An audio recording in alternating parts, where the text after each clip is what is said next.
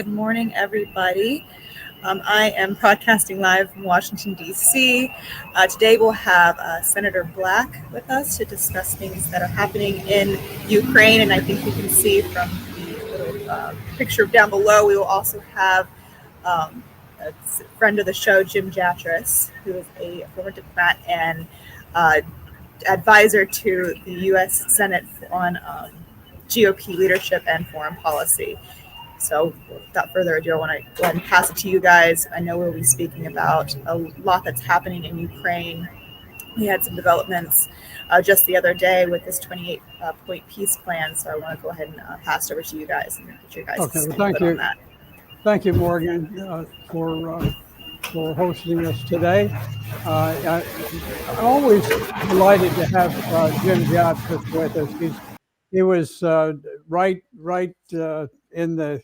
in the heart of the storm, advising the United States Senate leadership on foreign policy, and has a tremendous understanding.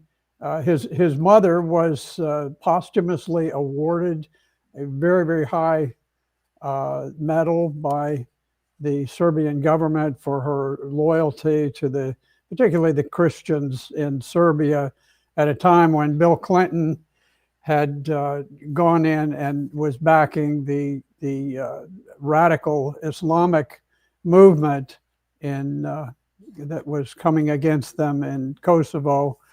And anyway, and that now Jim, of course, has also been given a very high award, a medal by the Serbian government for his continuation of his family's efforts. It's been many years ago that I was receiving information from your mother, and she just is truly one of the great foreign policy heroes, sort of taking a very realistic look through all of the propaganda that's published by the papers on these wars. But in any event, Jim, it's good to have you with us.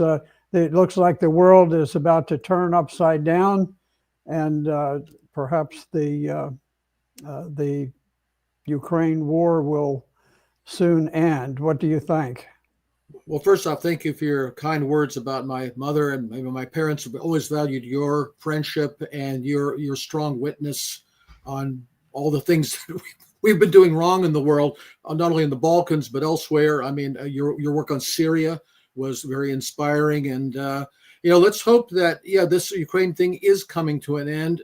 If it does come to an end, I don't think it will be through this 28-point peace plan. I mean, I've been trying to find a way to characterize it that doesn't include the word idiotic. I mean, it simply this thing has no chance of going anywhere. I mean, there are certainly some poison pills in it that the Russians will not accept, although, as they usually do, they'll say, well, this is a basis for discussion. I mean, but even though they obviously will not accept it as it is, Kiev is rejected it outright, but now is walking it back a little bit to say, well, we could talk about it. And apparently they and the Europeans will be coming up with their own proposal, which of course will be a complete non-starter. So I think all the indications are the war will continue. It looks like there's some very critical things happening on the front around Pokrovsk and Kramatorsk and Slavyansk and places like this where the Ukrainian forces are visibly crumbling. And we also have a lot of turmoil going on in Kiev with some important officials of the Ukrainian government fleeing the country now and going to Israel, as I recall. And things are happening. How quickly they're going to happen and what the next step will be, I don't think we're in a position to say. And I think the ball is back in the Trump administration's court less than 48 hours after they unveiled this thing. And I don't know what they're going to do about it next. Yeah, I guess I think I see things a little bit differently, Jim. We were talking about this before Trump was ever sworn in this term. The question came up, well, how in the world do you end the war in 24 hours? Well, 24 hours, I think meant quickly. and I believe that it could have been done quickly by simply letting Zelensky know that Trump intended to cut off all access to U.S. satellite intelligence and to cut the Starlink communication system that allowed the Ukrainian troops to move and allowed them to do targeting of targets, including inside Russia. We've given them the means of doing that. Once that's cut off, I think the war ends pretty promptly. But in any event, I've taken note of the fact that the White House is given until Thanksgiving, which is right around the corner, to receive an answer on this. President Putin has agreed last night. He, as you mentioned, he didn't go into every detail, but he indicated that this was a basis for a peace settlement. And there's even been some indication from Zelensky that that Ukraine is in a position where their back's a little bit to the wall. He hasn't used that term, but that they risk losing their major supporter.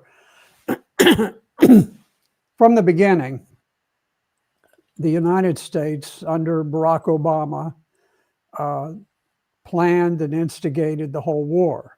We overthrew the legitimate, constitutionally elected government in Kiev back in 2014, and then Barack said, "Well, we're going to send defensive weapons. Whatever a defensive weapon is, it's a little peculiar. What defensive weapons kill people, and offensive weapons kill people. So anyway, we built up a huge, very aggressive Ukrainian army that threatened to attack Donetsk and Lugansk oblasts.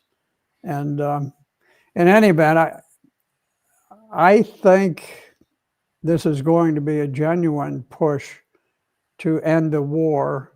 I think one signal of that is the fact that corruption has been rampant in Ukraine since before the war began. Certainly gotten much worse during the war, but always concealed until now. Mm-hmm. And all of a sudden, I don't think this would have changed without the go-ahead from the White House. All of a sudden, it's revealed that there's enormous corruption that leads to the highest levels in Ukraine, and that money that's needed to provide heat for the people who are surviving under blackout conditions in Ukraine is being bled off to Swiss bank accounts. And interestingly, one of the key participants in this particular scheme fled to Israel. Mm-hmm. What do you think of that? I mean, it's rather peculiar that there is an Israeli connection to the corruption in Ukraine. Well, I'm sure that Mr. Zelensky has his own pied-à-terre in Tel Aviv somewhere where he can pass his days in safety once he flees the country. Let me just throw a few thoughts out there. You're right about Barack Obama, but let's remember the major buildup of the Ukrainian army took place under Donald Trump during his first term. That's when it became, in effect, a NATO force in everything but name. I think what President Trump wants to avoid at all costs is a humiliation of the sort that occurred in Afghanistan for President Biden. The last thing he wants to see is the whole Ukrainian state and army crumble. So I think, he's going to try to put the pressure on both sides to agree to this deal. He's got his secondary sanctions on Russian oil and so forth. I think you're right. He probably does have a hand in exposing some of the financial corruption inside Kiev, although I think there's a lot of infighting going on among the Ukrainians now that's also involved in this. I think the bigger problem is twofold. One is for the Russians, any agreement with the West that involves promises of denazification or demilitarization and so on and so forth, they have to understand that those promises will not be honored. Even if Donald Trump wants to honor those promises, I don't know how much ability he has to actually keep them with regard to control of the American administration. That, there's just an awful lot that happens automatically within our government that he's not capable of controlling. Let's remember, during his first term, he tried reportedly on several occasions to arrange a pullout of our forces from Syria, gave orders to that effect, and those orders simply were not carried out. As far as what you said about pressuring the Ukrainians that if we withdraw our intelligence and targeting and Starlink and all that sort of thing, I think he will threaten the Ukrainians with that. I don't think he would actually do it, because it would bring about precisely the kind of humiliating defeat that he seeks to avoid. And frankly, I don't even think if he gave those orders, they would be carried out. Donald Trump is not known for his detailed knowledge of how things work within the government bureaucracy, which agencies, which programs, which levers of power actually would have to be accessed. Does he actually have the people in his administration who would carry out those orders and sit on top of the bureaucracy to make sure they were carried out? So I frankly think there's some bark but no bite in his threats against the Ukrainians to say, sign this deal or else. So I think what's going to happen is, I think we're going through another round of hope that something can happen. I don't think and the other thing, of course, the plan as it stands has several poison pills that the Russians simply cannot agree to, like a 600,000 man-sized Ukrainian army. I mean, back in Istanbul in April of 2022, the size of the Ukrainian army that the Ukrainians agreed to was 85,000. There's no way the Russians will agree to a 600,000 man Ukrainian army. And there's several other provisions that are just total non-starters. So I think both sides will make a show of, we'll talk about this, but at the end of the day, maybe Thanksgiving Day is the day, nothing will come of it. Trump will then try to pretend to run away, walk away. I don't think he can. Because then he is going to be facing the prospect of his own Afghanistan humiliation. I understand.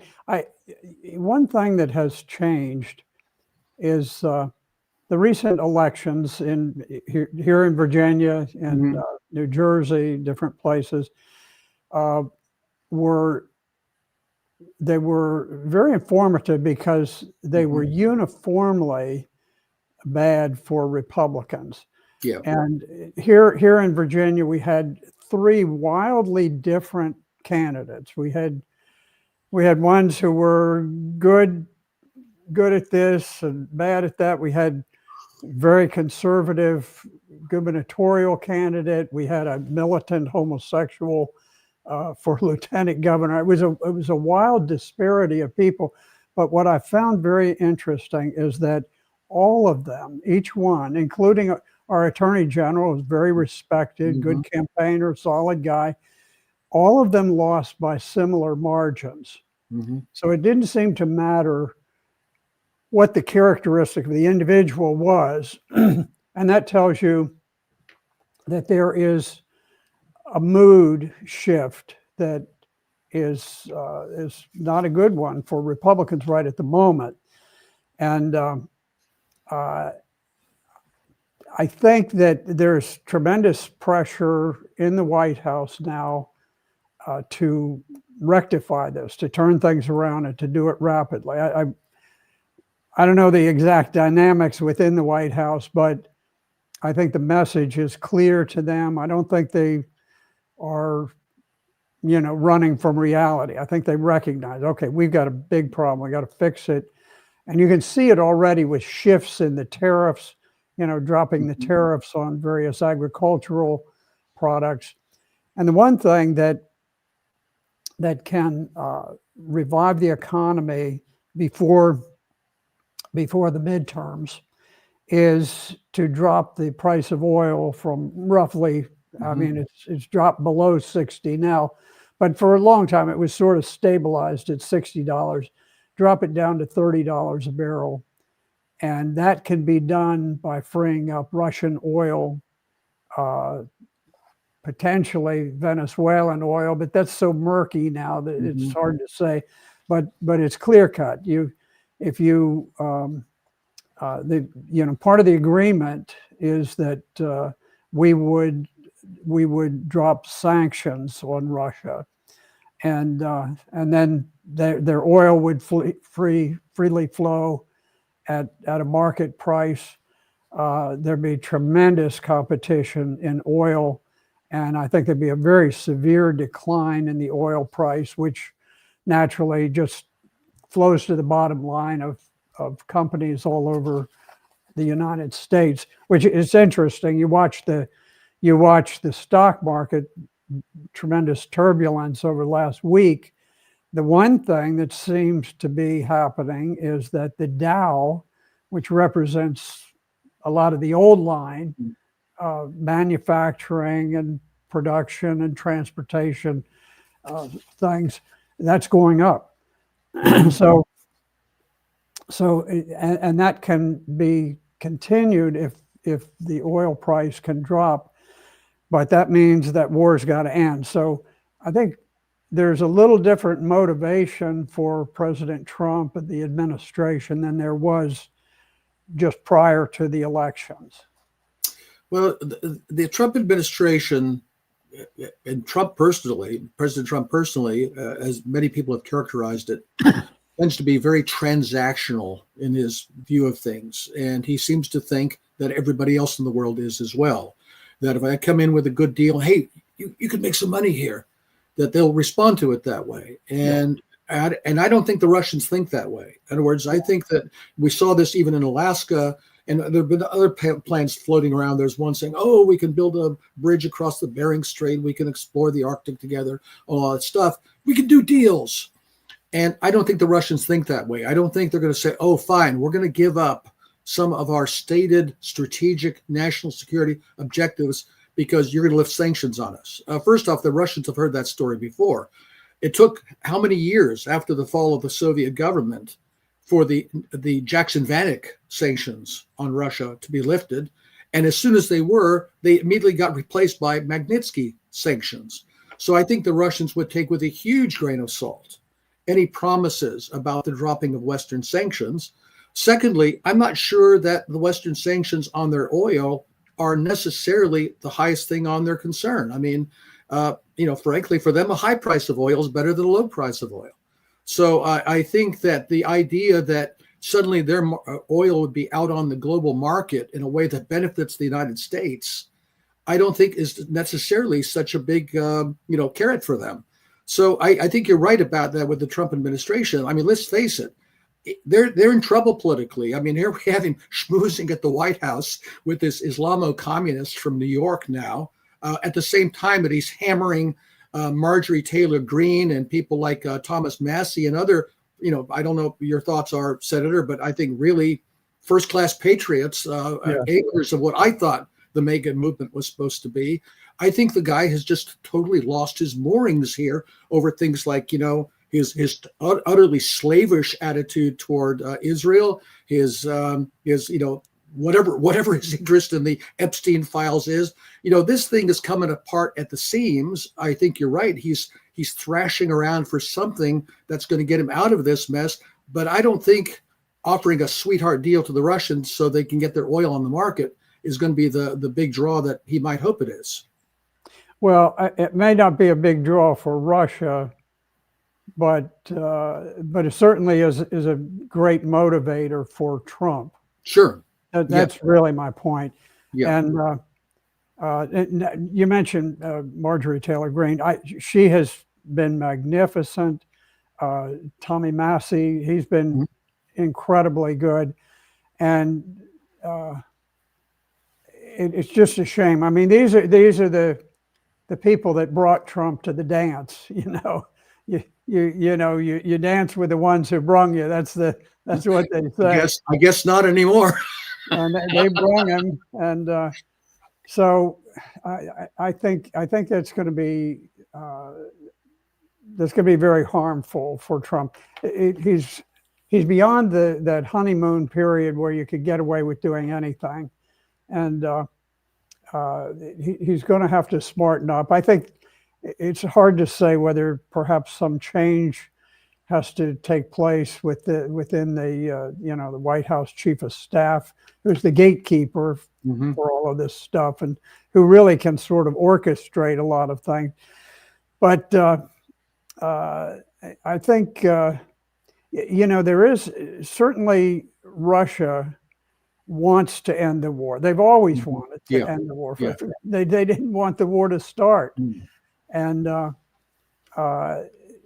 as the 600,000, that got my attention also. Apparently the current strength of the Ukrainian army is 880,000, somewhere in there. So a drop to 600,000 is a fairly minor drop in strength. So that surprised me also. As a practical matter, once peace comes, there is no way that Ukraine is going to be able to maintain an army anywhere close to the size of 600,000. To me, that's just kind of, a little bit of window dressing to help Zelensky sell the plan. I wouldn't be surprised if this size doesn't drop to 80,000 or so, because the Ukraine is a welfare state. It is, their civil servants are paid by Western money. Their army is paid by Western money. All of their arms, Western money. That money is going to dry up once the bankers recognize that this gamble that they embarked on has failed. There's not going to be anything. So I think, honestly, that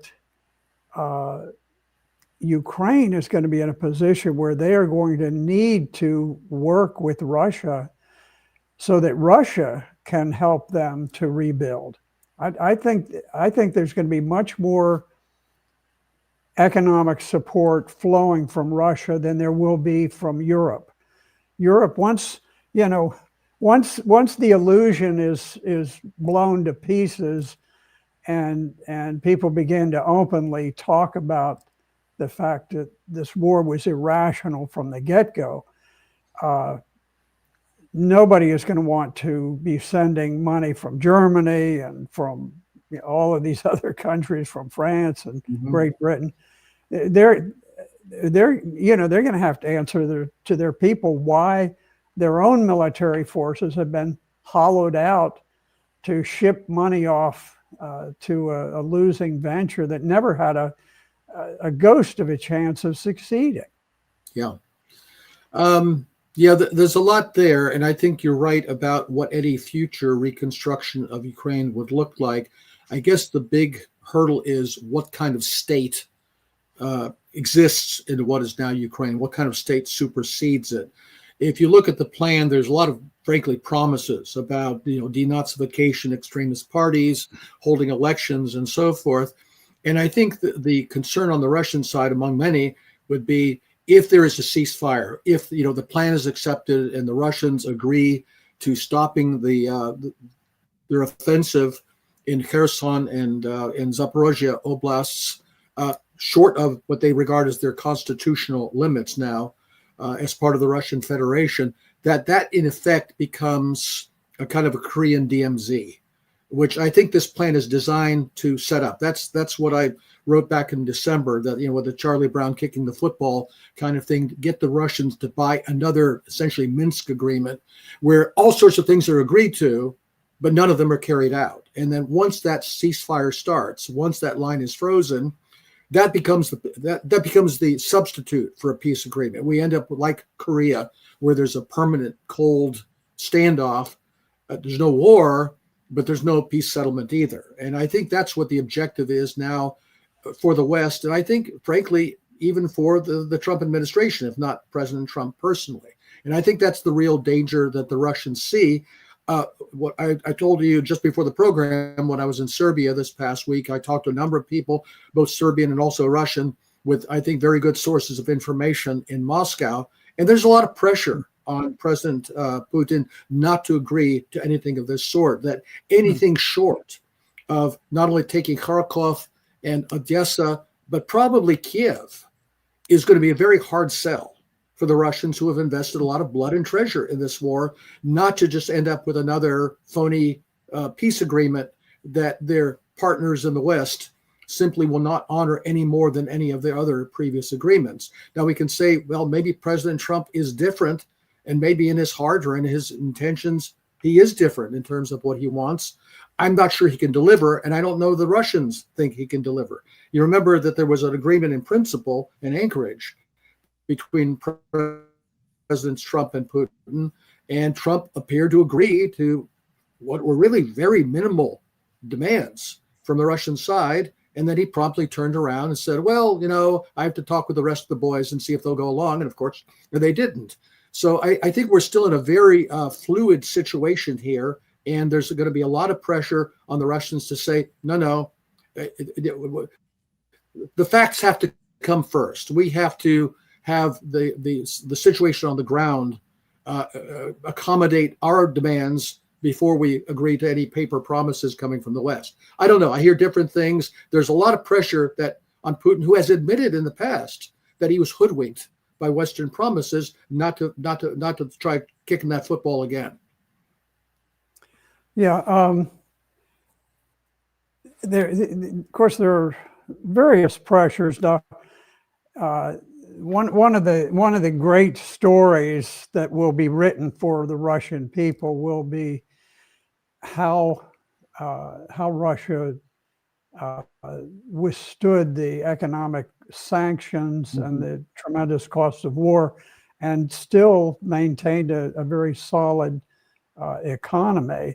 Now, I did see just the other day an article on the fact that Russia has actually been spending down gold. It had enormous gold reserves, and it has sold off they still have substantial gold reserves, but they have sold off substantial gold reserves. So there is a tremendous economic incentive for President Putin, while the economy is still intact, solid, strong, to bring things to a conclusion. Russia's losing people too. It's not just Ukraine. When you're in the offensive, as Russia has been for a long time, you typically are losing more than the fellow in the defensive. Now, I don't think not necessarily more, but typically it's bloodier for the one who is attacking than the defender. And so it's, Russia has some demographic issues that are very concerning, that President Putin is very keenly aware of, the need to restore the fertility rate and so forth. So I think there's a lot of incentive for Russia to bring an end to this.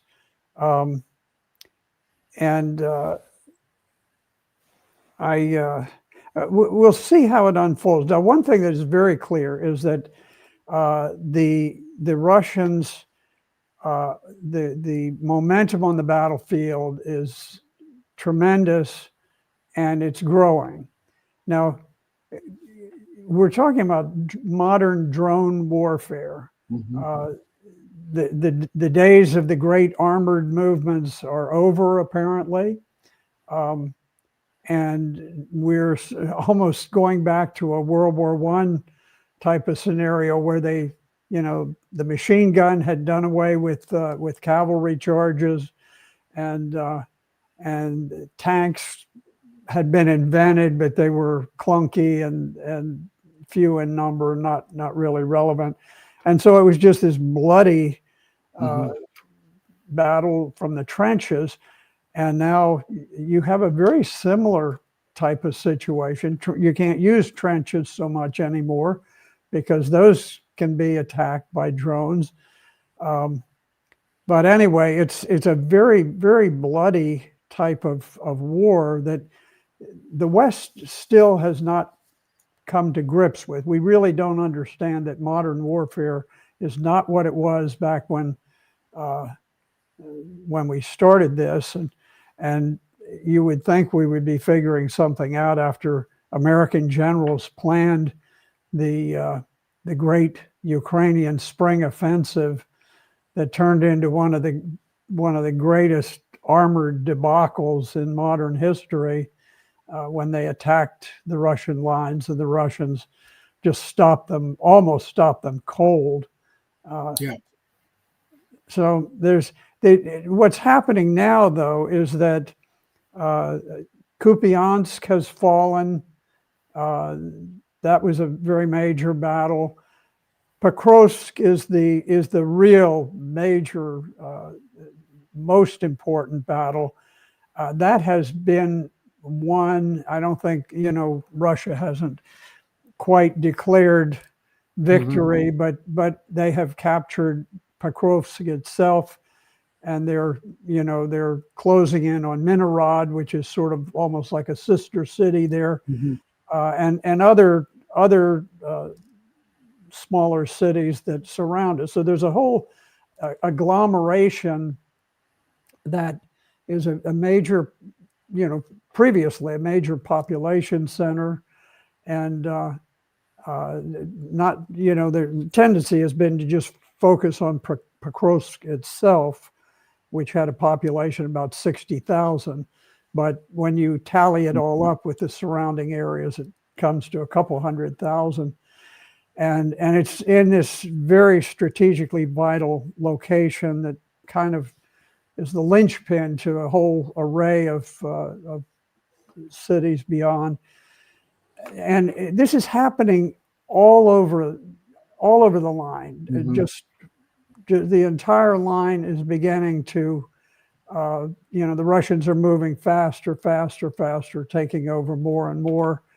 And I think from Zelensky's standpoint, he's got to realize, okay, here he is now. He's got this massive scandal at home that he's got to worry about, and his troops are being forced back, and the whole thing is starting to come unglued for Ukraine. And Russia is, they have the opportunity to take all of the Donetsk and Lugansk oblasts without any further fighting. So we'll see. I mean, I'm sure there is a real temptation to say, okay, let's put this thing to an end and let's start getting our economy back together. But like you say, I understand the Charlie Brown football. We've pulled that a number of times. I'm not sure we're in much of a position to do it. I think we're beyond the point where the West has the financial resources to rearm Ukraine once the collapse comes. We may not have the options that we had in the past. I hear different things about that. On the surface, it would seem, especially without Russian energy, how does European industry build up a new military industrial capacity? I don't know how they do that. Other people say, yeah, it is possible. I don't really know. I'm rather skeptical. I'm always amused when I hear about Western advisors training the Ukrainian forces. I mean, what do these Ukrainian Western advisors know, most of whom have never heard a shot fired in anger, compared to these guys who've been on the forefront of rapidly developing modern warfare in a way that we haven't seen, since the Second World War. Second World War started with biplanes and ended with jets. I mean, this has been such a development of military technique that I think armies all over the world must be studying to say, okay, this is the new face of warfare. As you say, drones, a completely transparent battlefield from the sky where nothing happens without the enemy knowing about it. And this is why we see widely dispersed forces, Russians advancing on motorbikes to avoid concentrations that can be shot down by drones. I mean, yeah, this is unprecedented. We hear a lot of talk now with Pokrovsk and Slavyansk and Kramatorsk that these are the last built up areas with, big Soviet style concrete high rises that are like bunkers, that once those are gone, it's a clear path for the Russians to the Dnieper River. But based on what you say, I don't know if that's true. I mean, even if there are no built up areas, can they still advance rapidly without being subjected to drone attack? So I think there's so many variables here on the military side. We really don't know the answer. I think the bigger question is political. How do the Russians assess the Western leadership, not only Trump personally, but his administration, who may not all be on the same page, plus the Europeans, plus whatever, the maniacs in Kiev are now starting to fight like scorpions in a bottle together. So there are a lot of moving parts here politically, and plus whatever complications exist in Moscow. So yeah, I don't rule out that some agreement could be made.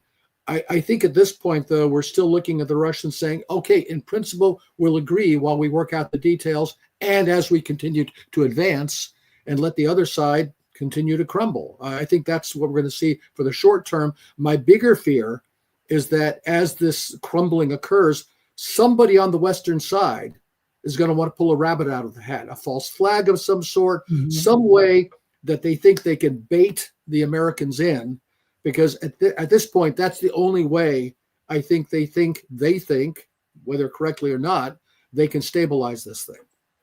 Yeah, we've seen some half-hearted efforts at false flag attacks with different countries, raising hysteria about, well, there were some drones that showed up in Brussels. Nobody knows where they're from. They're obviously Russian. Where could they come from? From Mars. Costco? Could you buy them at Costco? Well, yes, you can buy them at Costco. Maybe it's not coming from Moscow. Maybe it's coming from from Timbuktu. Everybody can buy these things. And I mean, they said, okay, well, now we're seeing drones in Poland. Oh, now we're seeing them in France. Now we're seeing them. They're all over the place. And there was a time, I don't know, 6 months ago or whatever, we had a big drone scare in the United States. Drones were showing up, and nobody knew where they were from. Well, probably got a bunch of high school kids who each got one of these things and decided, let's go out, let's see what we can do, just having fun. I would have done it when I was a kid. If I had drone, I mean, we didn't have sophisticated things back then, but if I had them, I'd have probably been getting my guys together and say, hey, let's do this, not to hurt anybody, but let's go off. We'll take off and we'll go and we'll light them up. And, some of them are lighted up and as though they're secretly trying to announce their presence everywhere. I mean, just bizarre things like this that, my guess is that the drones are just showing up because anybody can buy a drone today. But the way that the media portrayed them was sort of bootstrapping on some pre-existing event to make it a false flag, to say, well, who else could buy a drone except President Putin? He's the only one who can afford a drone, except for all the high school students who go and put out $500 and buy one. And so that was bizarre. And this latest thing with the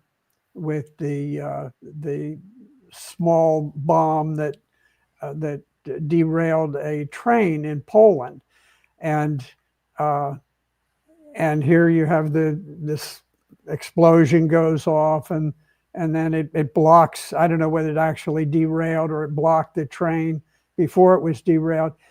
And it was, well, obviously it's got to be Russians. Who else would have an incentive to anger Poland except Russia? Well, obviously the people with the real incentive to anger Poland are the Ukrainians. Yeah. And I'm sure the Ukrainians set the bomb. I mean, there's no rational basis for the Russians doing it.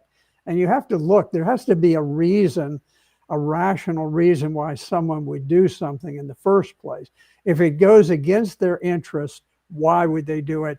Obviously, the Russians didn't do it. Obviously, the Ukrainians did.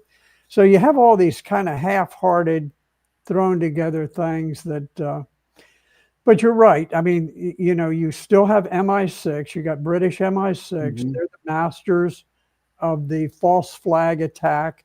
They were deeply involved in all the false flag gas releases in Syria. They were blamed on President Assad.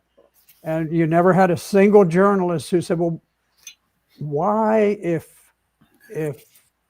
Syria feels so desperately that they've got to use poison gas, would they use it against mothers with baby strollers instead of the dozen mechanized divisions of ISIS and Al Qaeda that are closing in on them?